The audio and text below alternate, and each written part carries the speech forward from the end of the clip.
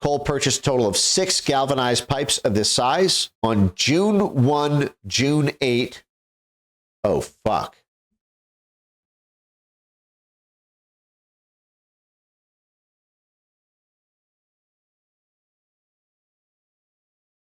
June 1, June 8, and November 16.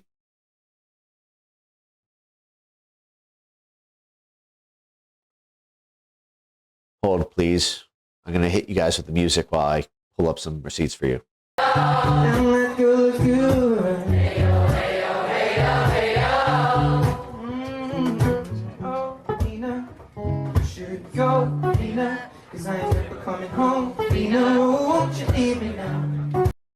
All right. Now, one of the questions that I would be asked while I was kind of the point person on this for that period of time in 2021 was, okay, Ben's fine.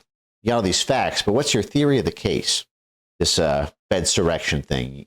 You think, it's mentally deranged, mentally vulnerable, suggestible people don't just drop in your lap as a crooked FBI agent wanting to just do your bidding, or suggestible just do your bidding to plant a pipe bomb next month. It takes a while to ensnare someone into your Truman Show where you've got 3 or 4 of his new best friends all telling him, build the pipe bomb, build the pipe bomb. When do I think contingency plans? And this is admittedly speculation. I don't know this to be the case. I don't put the world's strongest confidence interval in it. But if I was a federal investigator at the FBI, I would use this as an investigative lens to sweep things up. And I would broaden my investigation to this so that it at least sweeps this up. Because there are many permutations of this that don't rely on this exact structure, but if you proceed accordingly, I think you'll get approximately there, and that's this. It gets back to their one chance for winning the election in 2020, which is what they called the Red Mirage Blue Shift event. Red Mirage Blue Shift. This is CNN, for example, September 1, 2020.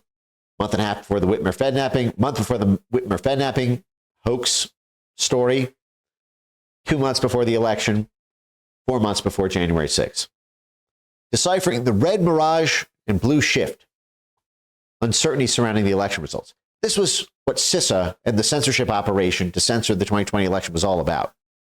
It was to pre-censor anything that might question or, quote, delegitimize an upcoming miraculous come-from-behind victory the day after or in the days after, where it would be a red mirage. Trump would win on election night, but then it would shift blue and Biden would win. They knew that was Biden's only path to victory and that it would look fucked to all hell. So they had to pre-censor 5 months before that happened, starting in June 2020. Any criticism of it on social media. That's why you got banned for questioning mass mail-in ballots. Because high-ranking government officials at the fucking Department of Homeland Security teamed up with their outside blob mob, who are all career specialists in toppling governments, know that the crux of it is perceptions of legitimacy. That's what tips judges, juries, Supreme Court decisions, riots or protests in the streets, resistance movements. So they had to pre-censor that. At the same time, they had to deal with the fact that in the event of a red mirage blue shift, and a substantial portion of the country still thought Trump was the legitimate president, and Trump still had 100 fucking million Twitter followers and was on Twitter every day, they thought Trump would be a shadow president. That he would, foreign leaders would look at him as the real head of state and would seek diplomacy with him. And half the country would see him as the president and wouldn't obey federal orders. It could cause a constitutional crisis. So they didn't just have to beat Trump. They had to stop Trumpism after Trump even if they won in the red mirage, blue shift. And they needed to engage in color revolution preparations in case Trump won. And so one of the highest ranking military officials of the Obama administration, Rosa Brooks, author of How War Became Everything, how everything became war and the military became everything, now Georgetown Law. She was the Undersecretary of Defense for Policy, counselor to Undersecretary of Defense for Policy. I read her book, Chapter 1. She talks about her CIA Blue Badge for this. Now, she headed up the Transition Integrity Project, which was, now actually, I should note, subscribers will be sick of me saying this probably, but if you're new here, welcome. I do these streams every week for subscribers. 3 ways to stop Trump before the 2020 election. This is who ran the Transition Integrity Project that I'm about to walk you through. 3 ways to get rid of Trump before 2020 by Rosa Brooks, extremely powerful military official for the Obama administration. She wrote this January 30th, 2017. Trump had only been in office for 10 days. He was inaugurated January 20th, 2017. She wrote in Foreign Policy, elite mainstream press, 3 ways to get rid of President Trump before the next election. That election cycle just concluded 10 days ago. Are we really stuck with this guy? But the magic in this article is not the 3 ways. It's what's below the fold.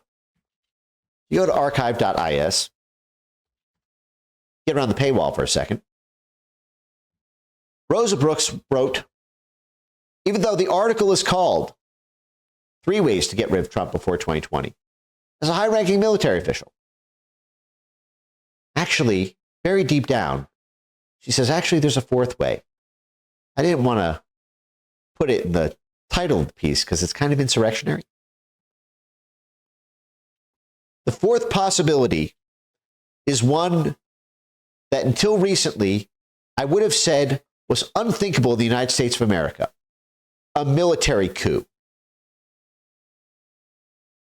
So a high-ranking Undersecretary of Defense for for Policy, a high-ranking Obama military official, says actually there's 10 days into Trump's first term in office, less than 2 weeks in office. A high-ranking military official from the Obama administration says 3 ways to get rid of Trump before the next election: impeach him, indict him, get him to step down, congressional, blah, blah, blah. But she writes, actually, there's a 4th way. I wouldn't have considered this before. We have to be kind of hush-hush about this. The 4th way is a military coup. We can military coup Trump out of office.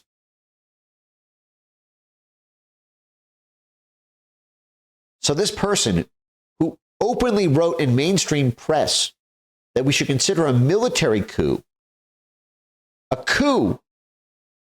to depose the democratically elected president just 10 days into his presidency, she would go on to spearhead one of the craziest scandals in American history that I think probably only me, and at this point, like, my subscribers have really gotten drilled into their head.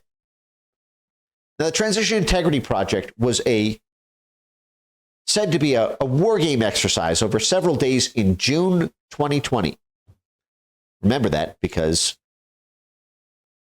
Cole bought these pipe bomb parts over 2 phases.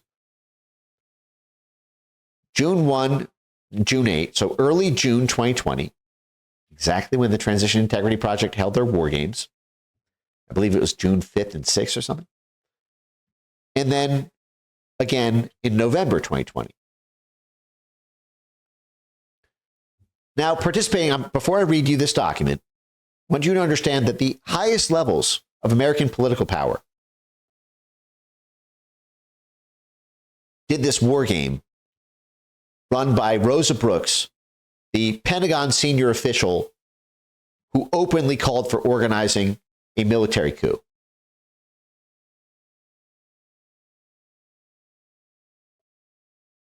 Who was a part of this that I'm about to read you? Michael Steele, the former head of the RNC, the former head of the Republican Party. John Podesta, Hillary Clinton's campaign manager, the White House chief of staff, and the guy who would be promoted to running a $375 billion slush fund to hand out $375 billion in taxpayer money to DNC friends and cronies. The former governor of Michigan, before Whitmer. Donna Brazile, the former head of the DNC. So these are the Never Trump, and also Bill Kristol, the IRI, Never Trump, CIA, Republican, ghost of George Bush, Never Trump Republican side, as well as Max Boot there. And so what you have is the heads of both political parties, as well as governors, the most vicious political operatives. You had military and intelligence people. I think there were 70 some high-ranking military, intelligence, diplomatic, and political operatives on both sides of the aisle. On the Republican side, they were all the Never Trumpers who wanted Biden to win. Now, what they produced, and this is a public document. This is just, you can look this up. This is a Judicial Watch. There's another copy. This is all written about in mainstream press, who either did not take a critical eye to what it said or, shall I say, whitewashed it to try to stop the scandal and hoped you wouldn't read the passages I'm about to. Nominally, it says they convened. Now, this report they issued the report in August, but they held it in early June as soon as the George Floyd riots kicked off in late May, June 2020. As Black Lives Matter protests were shutting down the country, these assholes and arch apex predators of the blob world got together and thought, how can we use the street mobs of Black Lives Matter to potentially color revolution Trump out of taking office if he wins the election? Now, they tried to say it's preventing a disrupted election in case Trump tries to stay in power. We need a color revolution capacity to get Trump out of office in case he clings to power.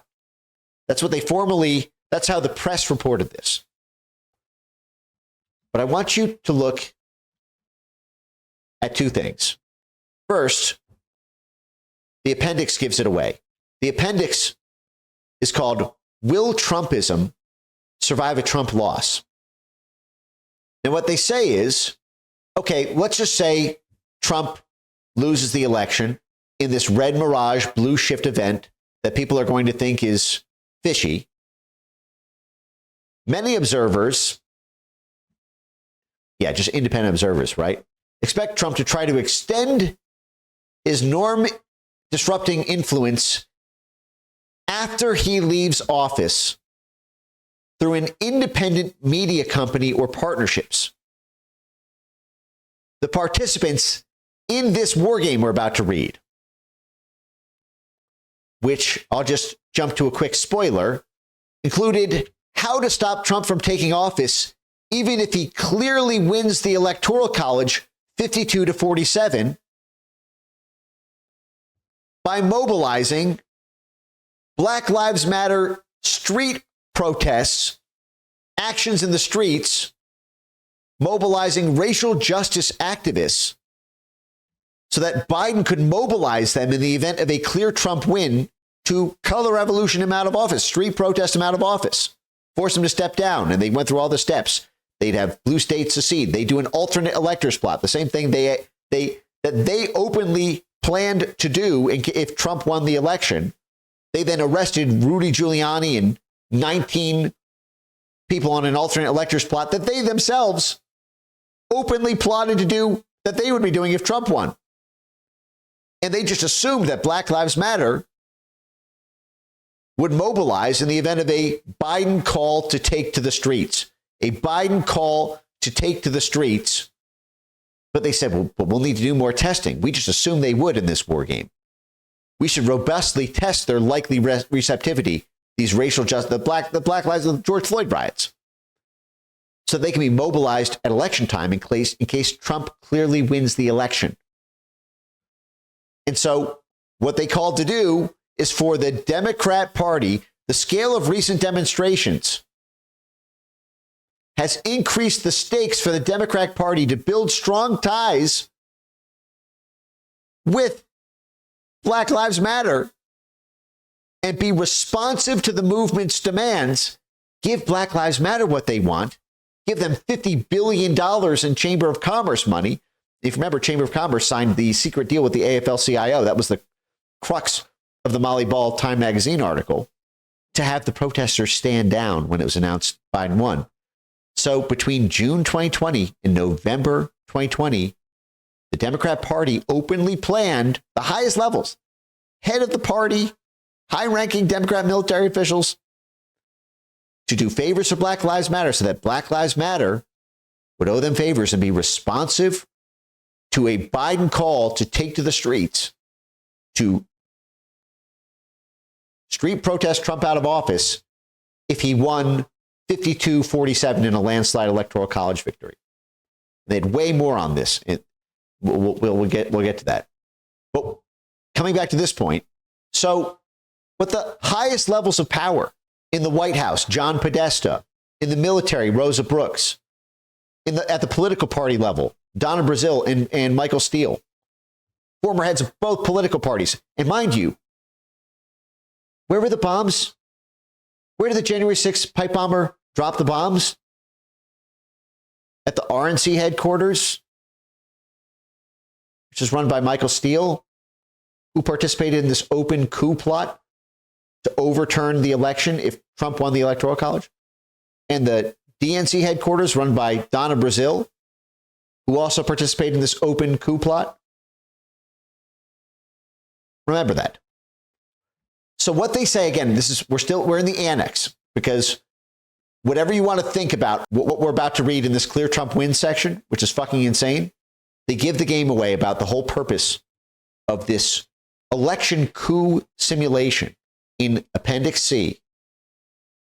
What they say is even if Trump loses, will Trumpism survive a Trump loss? How can we make sure to get rid of Trump? Even if Trump loses, how do we defeat Trumpism permanently? The problem is Trumpism might survive even if Trump loses. So we need to take out the whole movement. We need a way to do that. And they say the problem is because if Trump loses and steps down, he'll still have this huge media presence. Trump, with his 80 million follower Twitter account, will attack Biden early and consistently, blaming all the problems in a country on a combination of the stolen election and the incompetence of the Biden administration. They knew Biden would be incompetent. They knew he'd fuck it up in exactly the way that he did. And he knew that he'd give them billions of dollars in their NGO money and all this bullshit. And so Trump will relentlessly hammer as the loser of the election. If only the election hadn't been stolen from me, everything in the country would be great again. Such a message could lead to electing far-right candidates to Congress, providing an anchor for ex-President Trump's proposals. Oh no, the democratic process. People might vote for Trump-like candidates. Trumpism may get even stronger if Trump loses and we don't do something big to be able to prosecute and get rid of all Trump supporters. Don't believe me that that's where they're going? Well, watch this. How should an anti-authoritarian interest, this is all blobcraft, right? Everything's democracy versus autocracy. When all you have is a hammer, everything's a nail. All CIA activity has to be pro-democracy against autocracy. So the participants in the open coup plot to overturn the election, if the case of a clear Trump win, urge Democrats to embrace a new playbook. They said Democrats should not rely on litigation, moral suasion, or merely hoping that Republicans in Congress will come to their senses. Instead, they should publicly support the George Floyd riots. But wait, there's more. There was near universal agreement among, what do you know? Universal agreement among 70 military intelligence and high-level political operatives, all anti-Trump, that all these anti-Trump coup plotters had universal agreement that in the event of a Trump loss, the GOP strategy will be to create trouble for the incoming Biden administration, to retake ground in 2022 and retake the White House in 2024. Spoiler alert, bitches, that happened. GOP activists, possibly encouraged by Trump himself and by far-right media, may seek to do the same thing we're doing as we speak right now in Minneapolis. If the GOP holds the Senate, even more dramatic blocking actions. Now here's the money shot. This is again from the highest echelons of power in Washington, D.C., unanimously agreeing that after running this war game exercise on how to successfully stop Trump from getting inaugurated, if he wins a clear election victory in the Electoral College, here are the recommendations in June 2020, exactly when Brian Cole was buying the pipe bomb parts that he would later allegedly deposit at the DNC and RNC headquarters, while you have the former DNC and RNC leaders making these recommendations. One question is whether to continue the tradition of offering legal immunity to Trump and his family. They wanted to find a way to arrest Donald Trump, to take out Trumpism after Trump, to go after Trump and his family, knowingly, consciously. And there needs to be a robust, intentional, and specific strategy to challenge the white supremacist and extremist networks that enabled Trump's rise to power. This base will not automatically demobilize if and when Trump leaves office, and it is inimical to our democracy.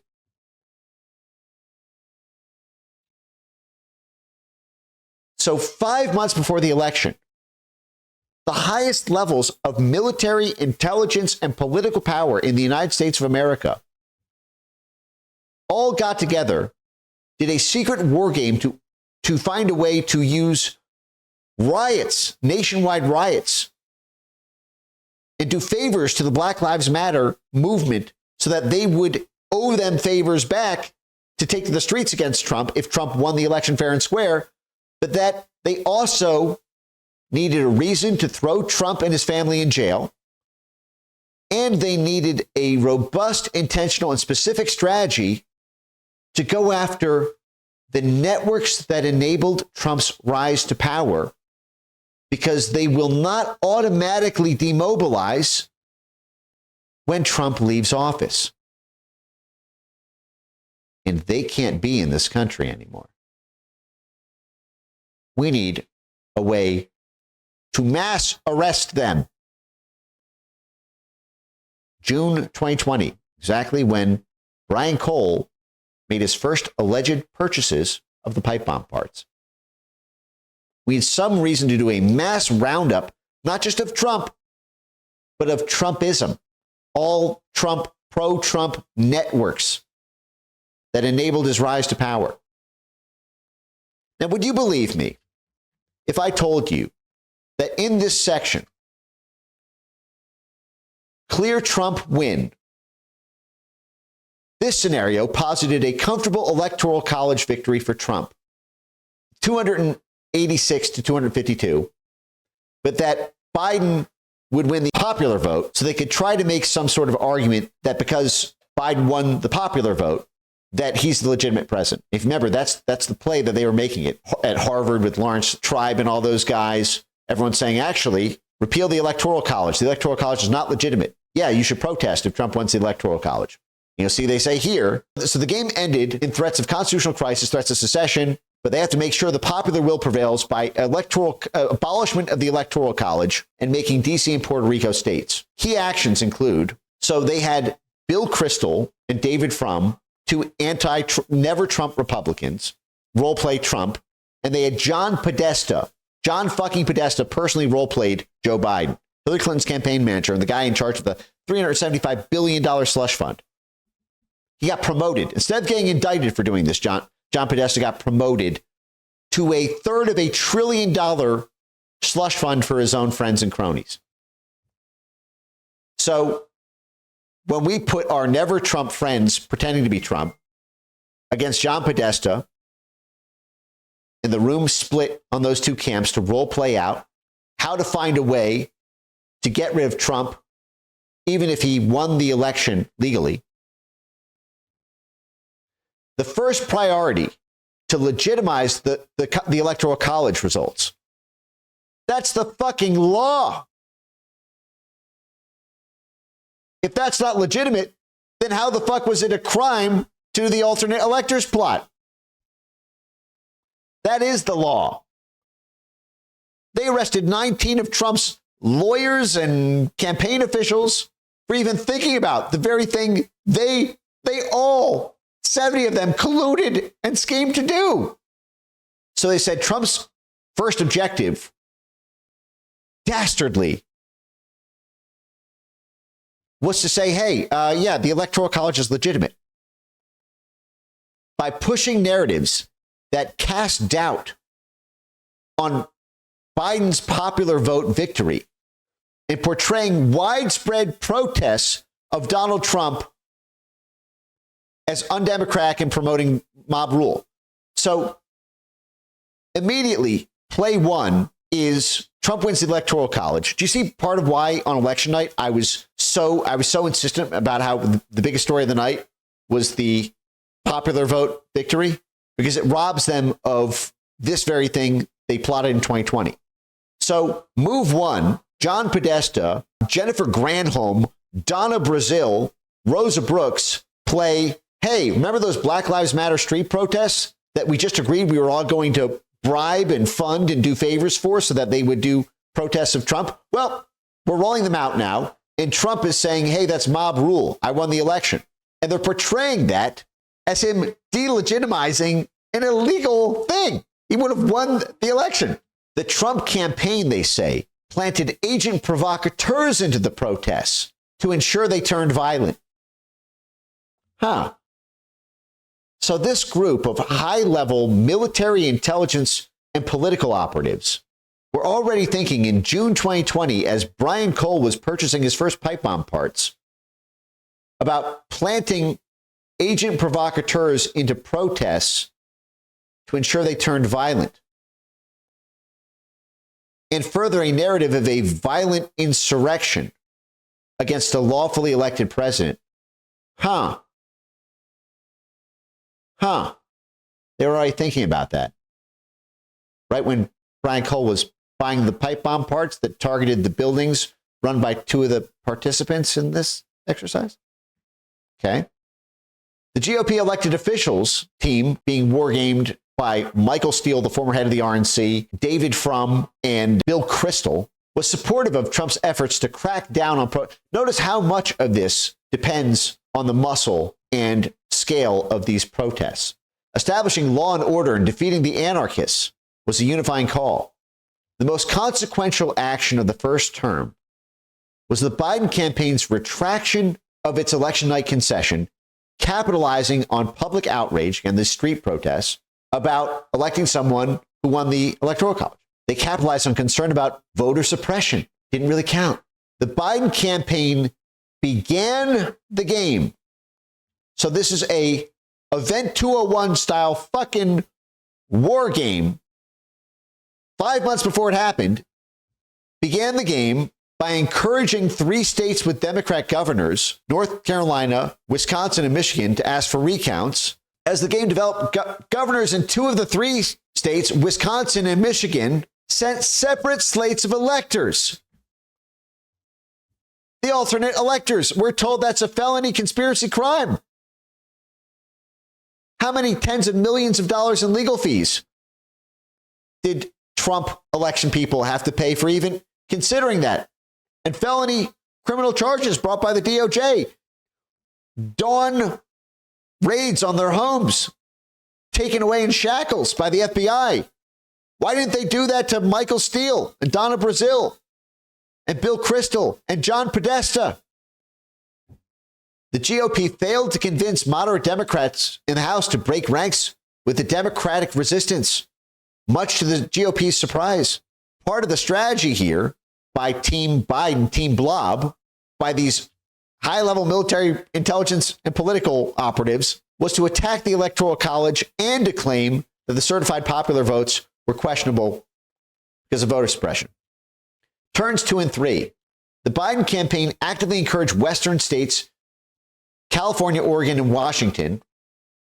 California, Gavin Newsom. Oregon, Portland, Oregon, where the riots, ground zero of the riots.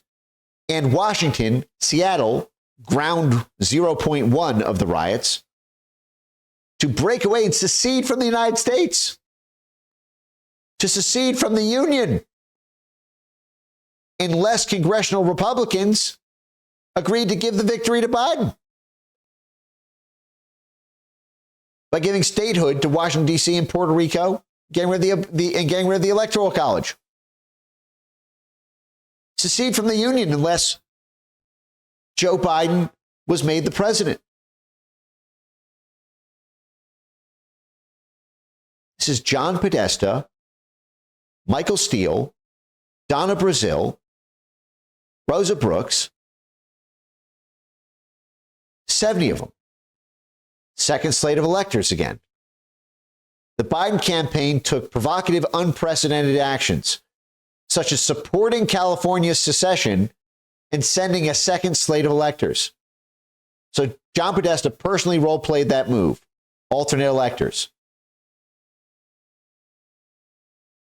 which sure played into a broader narrative of Democrats attempting to orchestrate an illegal coup.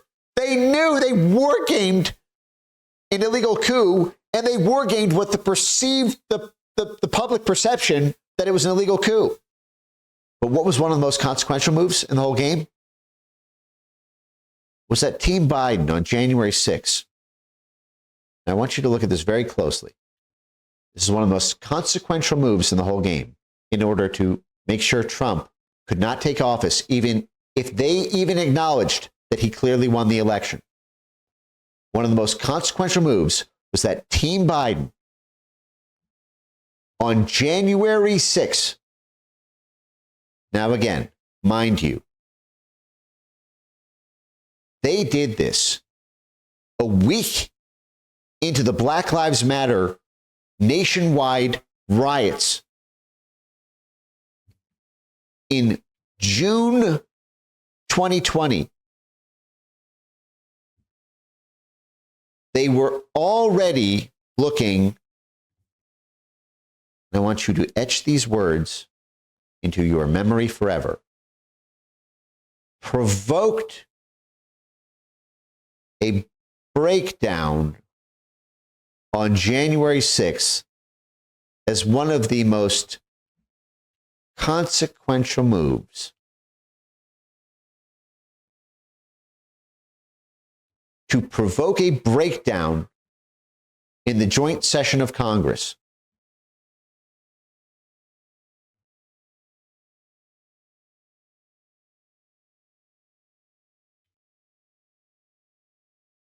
Team Biden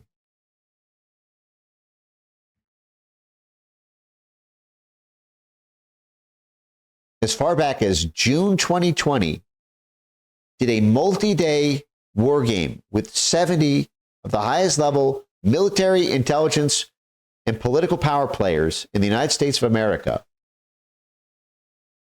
Team Biden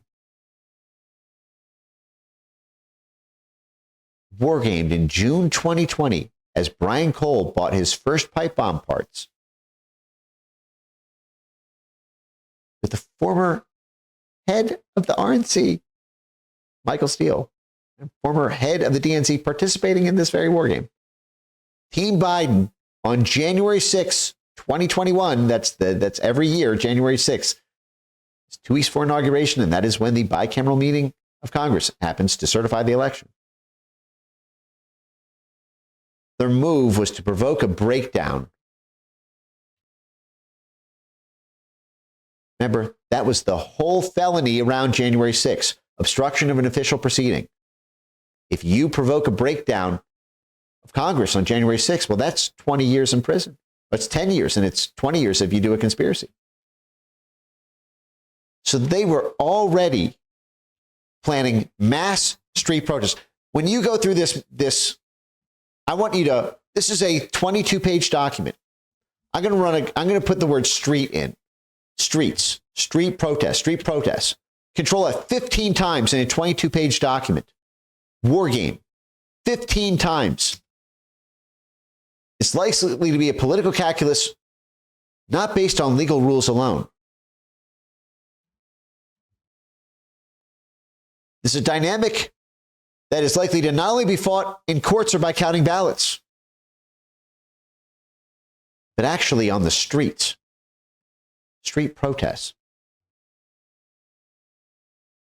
And you'll see what happens before election day will, to a large extent, determine the margin of contestation. That's why in June 2020, CISA started its election censorship operation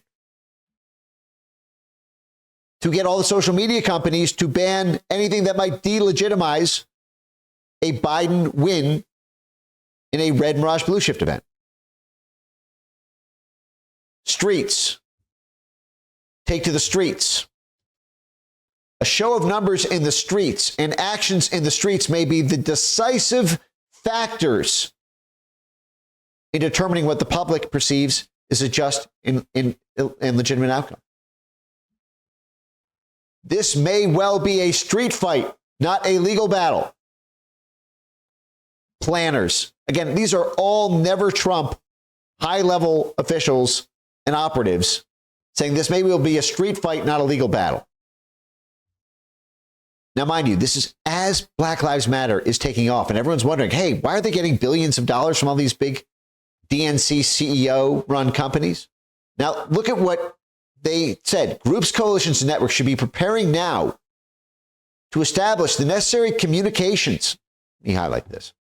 Groups, coalitions, and networks should be preparing now to establish the necessary communication and organizing infrastructure to support mass mobilization to take to the streets.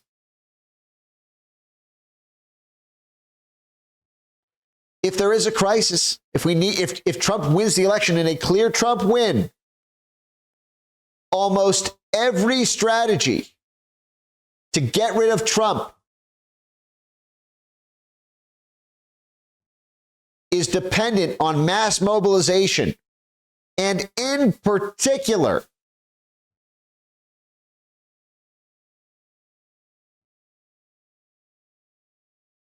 on large numbers of people taking to the streets, potentially for an extended period. Large base building groups like George Soros's Indivisible, Hold the Line, will need to anchor this strategy, but their success will likely depend on supporting and resourcing new and emerging racial justice leaders, many of whom are not affiliated with formal institutions and coalitions. So this open coup plot, specifically done to try to overturn a free and fair election in case Trump wins, and to find a way to get rid of Trumpism permanently if Trump loses,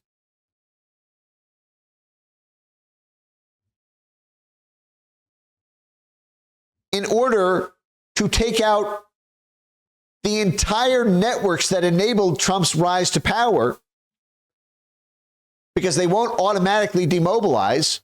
So we'll need to find a way to mass arrest them or have a robust, intentional, specific strategy to terrorize them into submission, like all of the domestic intelligence reforms and purges from DOD with Bishop Garrison, another story I broke at Revolver with Darren. to purge DOD, to purge the police, to terrify anyone so they never want to participate in a protest again, a peaceful protest, because the DOJ is arresting thousands of their friends and family. So I wanted to ensure, and our office wanted to ensure, that there was shock and awe, that we could charge as many people as possible. And it worked because we saw that people were afraid to come back to D.C. because they're like, if we go there, we're going to get charged. They won't automatically demobilize. And their kind is inimical to our society, these networks that enabled Trump's rise to power. And it is with that specific fact in mind, strategy in mind, that in June 2020, right as the Black Lives Matter riots were rocking the country,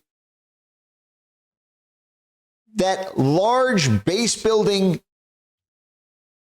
Democrat and progressive groups consciously decided to bribe Black Lives Matter, not just supporting, but resourcing, funding them. Do you remember the $50 billion? Everyone's like, why are all these huge companies, all these huge groups giving billions of dollars to a group that's doing open violence on our streets, burning a police precinct to the ground, killing people in broad daylight like David Dorn? Man, OG, come on, OG. Come on, OG. Come on, there's somebody granddaddy called on some TV. But to specifically fund them so that they would mass mobilize to get rid of Trump in case he won the election. And if you remember, they were all told to stand down in that secret agreement in the Molly Ball article when Biden won. The way they teed it up is they said, listen, we assumed that they would take that BLM people would take to the streets when Biden told them to because they hate Trump. But as a practical matter, participants in the exercise noted that racial justice activists will likely act dependently of the Biden campaign.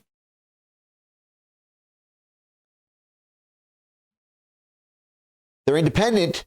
They might not be beholden to or a tool of the Democrat Party.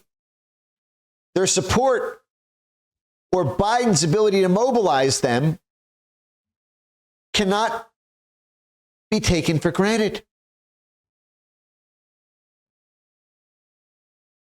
So we have to robustly test the likely receptivity. And what do they call for in the suggestions? How do you make sure they don't act independently? Our next recommendation is to now in June 2020 have our huge foundation money and Soros grants and all this and our Chamber of Commerce, big multinational companies, fund them. Fund them. They're not formally associated with us currently. Bring them in by resourcing them.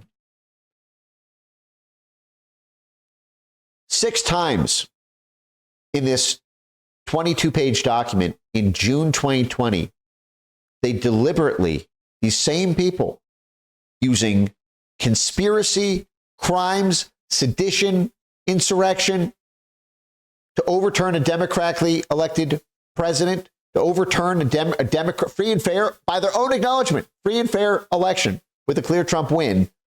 6 times they mentioned the importance of provoking that breakdown on January 6th. So when Brian Cole purchased the first pipe bomb parts in June 2020,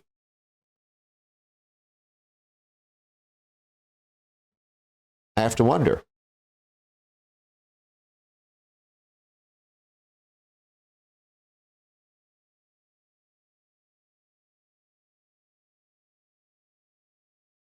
do I need to say it any more explicitly than I've already laid it out? Did this group, directly or indirectly, for example, as they shared this roadmap around and it flew around the entire mainstream press, everyone report on this. The New York Times report on this. New York Times Transition Integrity Project.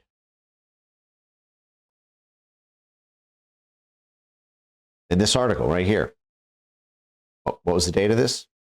November 1st, 2020? I mean, there's a million. If you just, a bipartisan group, here's in the Boston Globe, a bipartisan group. Yeah, Democrats and never Trump Republicans. That's what they call bipartisan. Gamed out what a contested election would look like and offer recommendations. Hey, assholes at the Boston Globe. Hey, Jess Bidgood. Hey, Globe staff. Did you bipartisan, huh? They just offered recommendations.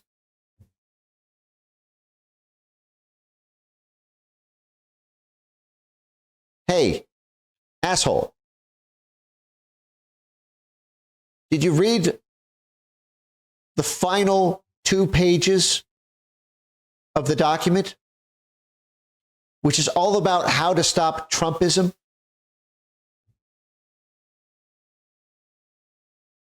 To ensure that the networks that enabled Trump's rise to power are permanently demobilized because they're inimical to our society,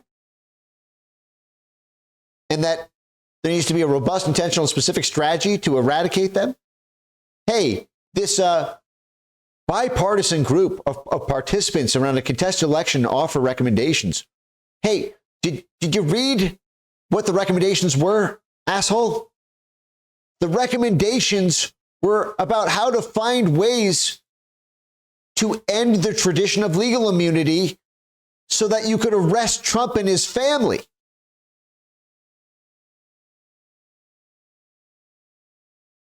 They literally specifically targeted Trump and only Trump for how to find a way to throw him in jail.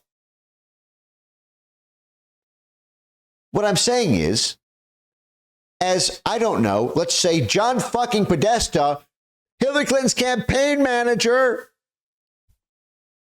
and the guy who would get promoted for his good work in this coup plotting with a $375 billion personal slush fund.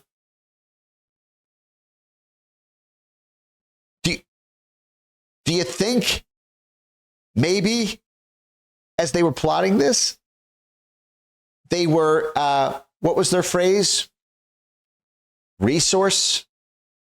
Do you think they were maybe looking around at people who might help with these kind of activities? Hey, what if we need to induce a breakdown on January 6th to stop the bicameral meeting of Congress? Well, shit. Maybe we'll have to buy more time. Maybe we'll need a pipe bomb.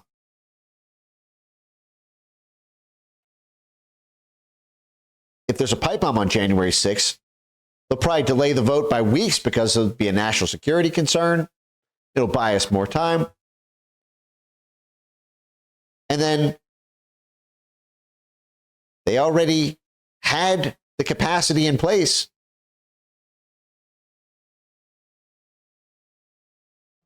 They could have simply used it for the second part of the memo.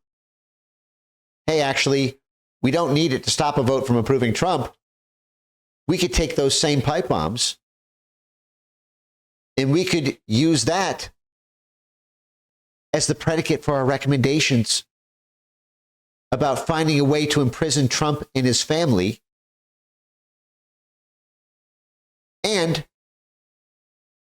have that also be a way to initiate with public legitimacy a robust, intentional, specific strategy to eliminate all the networks that enabled Trump's rise to power and forcibly demobilize them.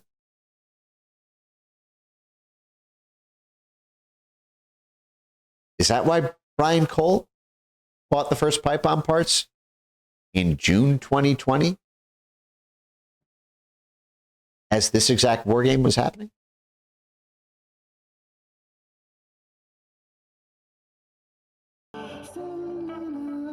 Now, let me say something, which is that I don't know the answer to that question about the Transition Integrity Project connection. to January 6th. That is not a facial allegation. But what I'm stressing is that if I were a federal investigator, that'd be the first fucking place I look.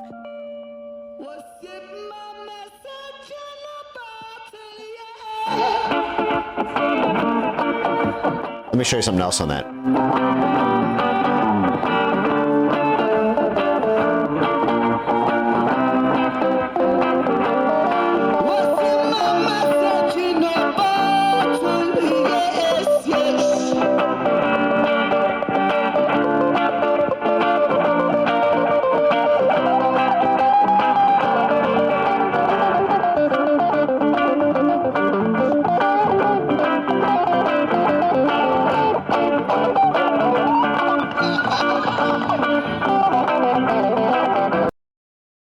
As these same high-level military, intelligence, diplomatic, statecraft, Washington, D.C. folks were plotting this, mass street protests using Black Lives Matter and Antifa folks to shut down and stop the election winner from taking office.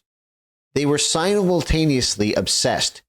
8 times in a 22-page document, they stressed the importance of not letting Trump use the National Guard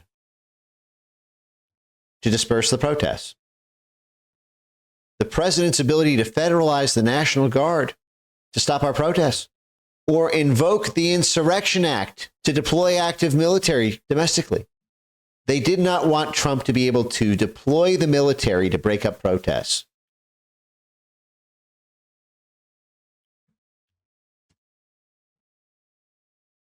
National Guard. Again, this is in a show of numbers in the streets, and action in the streets may be the decisive factors. The streets will be the decisive factors. The problem is that Trump may be able to rely on law enforcement actors, including National Guard, to counter mass left-wing BLM-style protests against Trump winning the election fair and square. The National Guard. The National Guard. The National Guard. The National Guard. They specifically wargamed it. The Trump campaign asked the DOJ to prepare the National Guard for deployment to maintain order against potential protests. Mark Milley sabotaged the deployment of the National Guard on January 6th. Trump wanted, Pelosi and Milley. Trump wanted to send the National Guard, and it was Mark Milley and Nancy Pelosi. I wonder. You've been waiting for this, for trespassing on the Capitol grounds. You've been waiting for this, for trespassing on the Capitol grounds. You've been waiting for this, for trespassing on the Capitol grounds. You've been waiting for this, for trespassing on the Capitol grounds. Was Mark Milley keyed into this plan? The Transition Integrity Project? As a never-Trumper, very close to this whole network. Remember, Mark Milley, just like Chris Wray, he got pardoned, blanket pardon, and he was kept over by the Biden administration for 2.5 years until he parachuted off to make millions at JP Morgan Bank. He was rewarded. He was kept on as a Democrat. President Biden could have appointed a new chairman of the Joint Chiefs. Instead, he took Trump's pick. Mark Milley betrayed Trump, just like Chris Wray on the January. I mean, think about this. The FBI director responsible for the failure of January 6th was kept on as FBI director for all 4 years by a Democrat. Same with Mark Milley. I would not be surprised if you find that Brian Cole had some weird military friends in his later years. This is another way they do it. Military counterintelligence, not just FBI or JTTF or DHS. And again, if I were the FBI, I would be subpoenaing the shit out of the Transition Integrity Project network. I would get a list of all 65, 70 names. I would under penalty of, I mean, you just like subpoena all files. They're part of this criminal investigation. You could justify that for their alternate electors thing alone. But that same group out of Georgetown University, National Guard, Trump, Rosa Brooks's colleagues over there. If you remember, I did this video. I think it's got like 5 million views or something. They're planning mass destabilizing riots, such scale that only National Guard can contain, and pre-planning a way to block Trump from activating the National Guard. It's in January 2024. NBC reports a network of public interest groups and lawmakers nervous about Trump's potential return to power is quietly devising plans to foil any effort. But read what they actually say. This is about protests, and it's being organized out of Georgetown Law, the exact place where Rosa Brooks is. And again, Georgetown's right in the heart of D.C. It's the CIA Central, to stop the military from squashing the protests that they themselves are deliberately designed to create an insurrection to overthrow the government in their own planning documents, i.e., as we covered right here. But if you've got that June date, so getting back to this, June is when he started buying the pipe bomb parts. That's not a random detail. And I hope the FBI, that this can be downloaded on them, because they say, what was it? June, purchased them June 1, June 8. And then, so he could have started to get some of the parts around that time. And then a week after the election, gets the remaining parts that are needed. Could have been reapproached at that time. Hey, kid. Also on June 20th, bought more parts. June 3rd, bought the timers. All right, let's see. Boy, that was a long detour. I think it was worth it.